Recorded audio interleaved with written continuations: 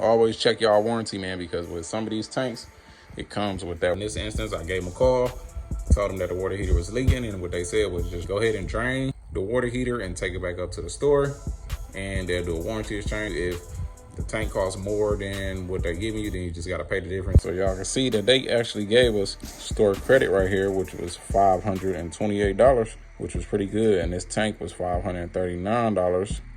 And pretty much all we had to pay was $10. This was only $10 after we did our warranty exchange.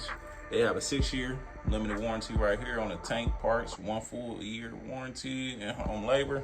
Also, if your tank not leaking and you got another issue, they actually send out a technician. And if it's still inside that warranty, they'll pay for it and everything. They come out. If there's something wrong with a part, they'll switch out the part if they can.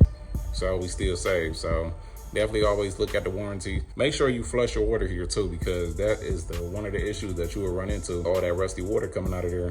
So with draining that water heater, it'll get all those rust deposits and stuff like that out of the water heater. And so we're gonna go ahead and get that installed.